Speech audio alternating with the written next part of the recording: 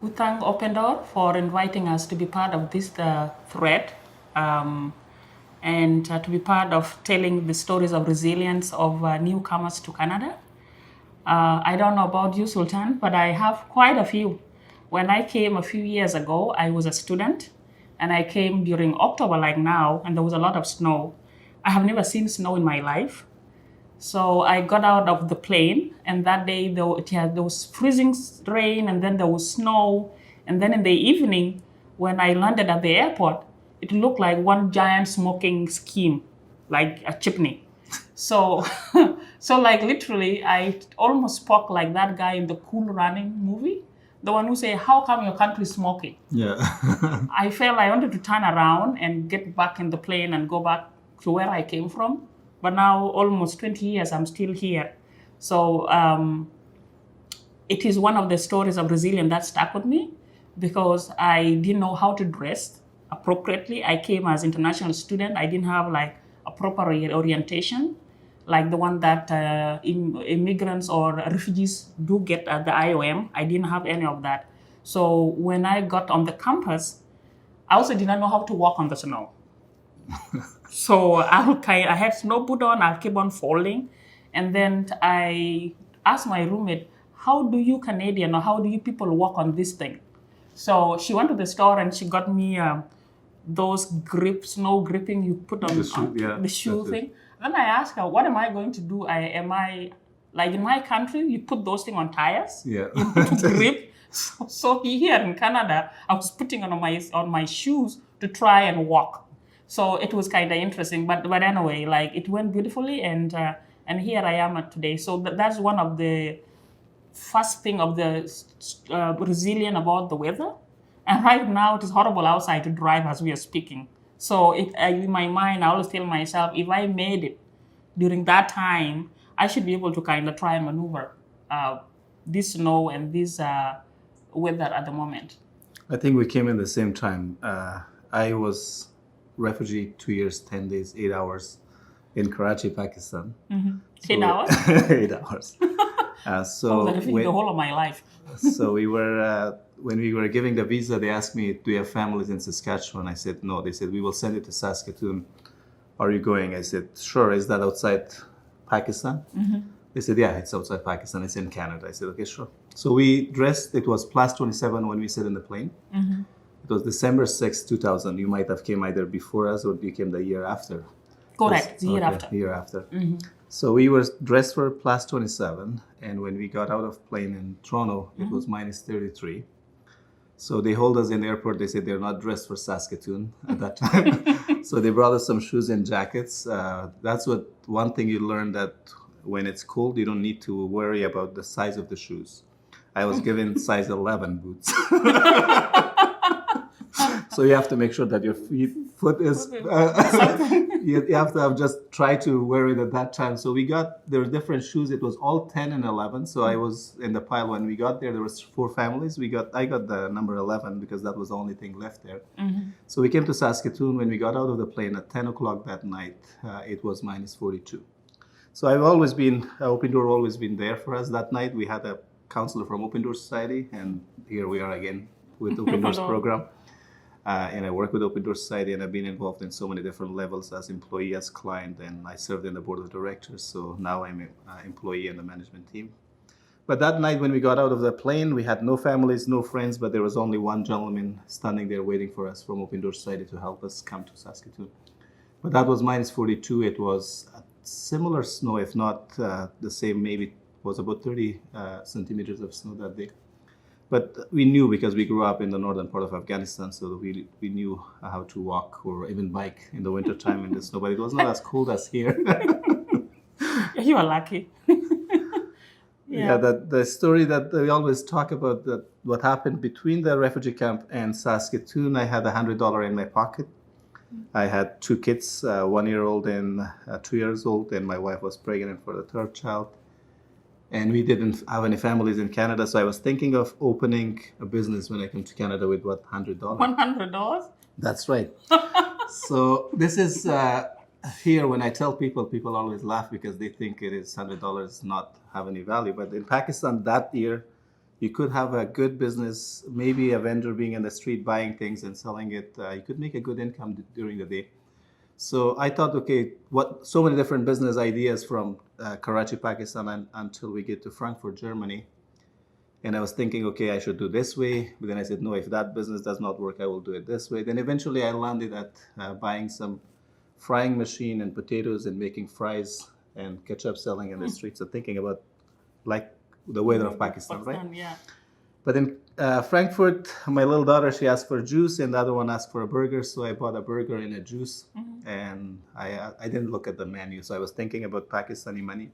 I thought maybe the whole thing will cost me $1.50. So I give the $100 bill to this girl and she gave me $79.25 back. When I had it in my hand, that crashed all my business idea. I had to rethink about how I can do the business with this $79.25.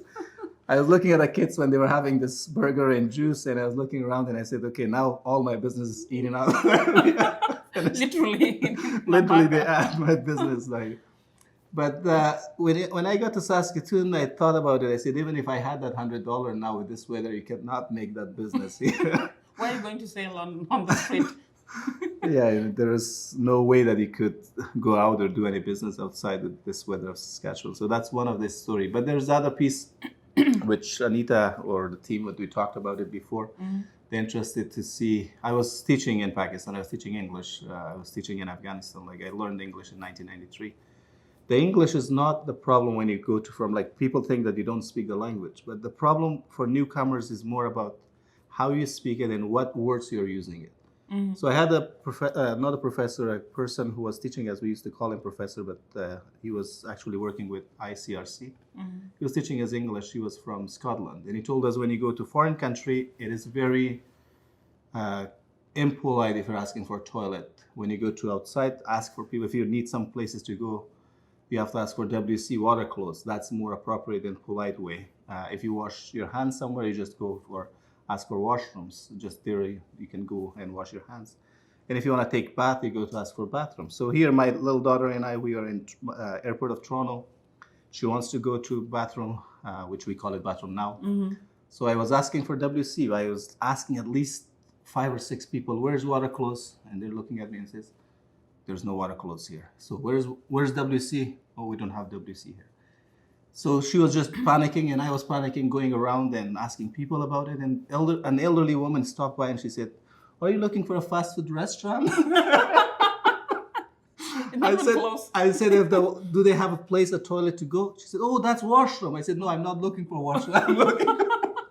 I'm looking for water clothes. And then she said, oh, yeah, that's there. The toilet is there too. So then that's how we learned, because these are the things that you speak the language, you know the words, but how you use it in the challenges that the newcomers are facing every single day. So we were just crossed probably in front of that washrooms at least 3 times or 4 times, and eventually did not know that this is the washroom you have to go, because there was just big sign of washroom, and I was told that washroom is place that you go just wash your hands. And you're looking to wash your hand and do other stuff. I mean, you see, like that story actually remind me of again my first or third year when I was here and I was a student. I went through a British school system back when I was in Kenya. So I am very well versed in English, pretty much like that, the only formal language that I speak. But when I came here, I found myself I need translation to be translated in English. So my professor at that time said, oh, this homework is going to be easy and making a pie. First of all, I don't know what is pie.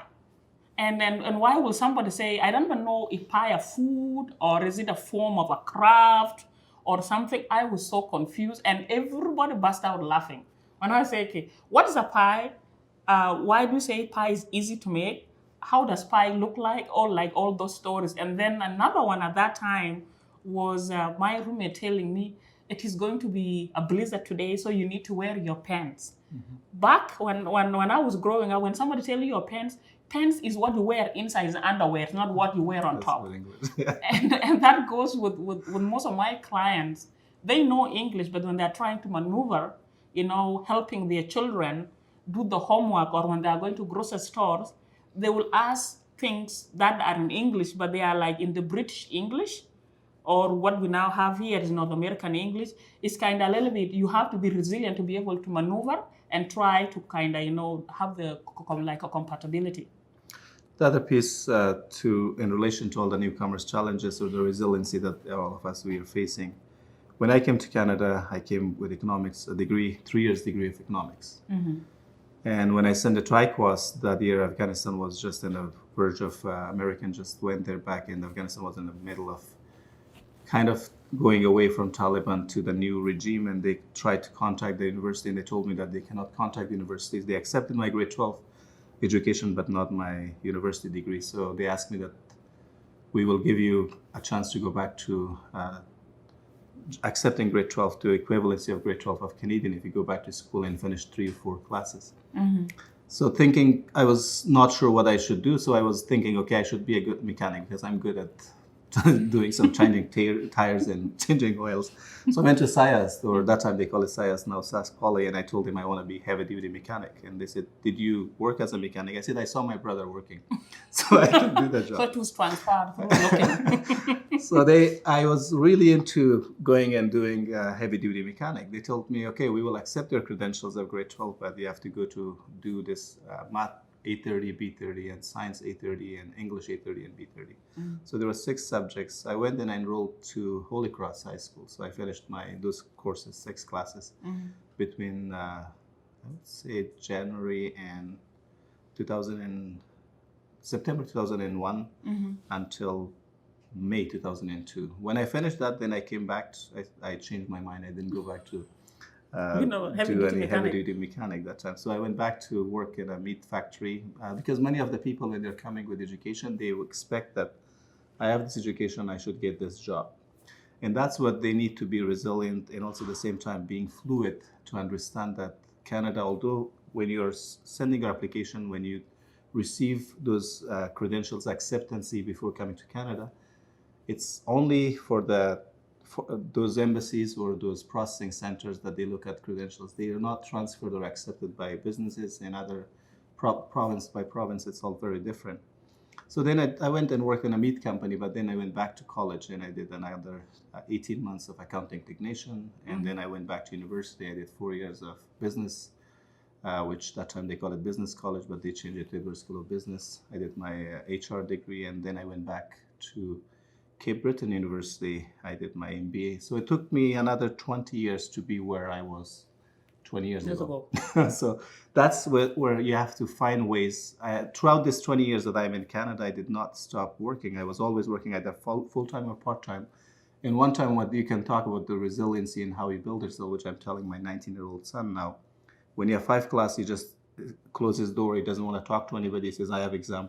I had 5 class. I was working 9 to 5, and I had 4 kids to take care of them, to take them to school, bring them back. And I said, okay, you have to find ways to do it. It's just lock yourself for 2-3 hours, study, and then do something else. It's not just you have to close one part of your life to focus in another part of your life.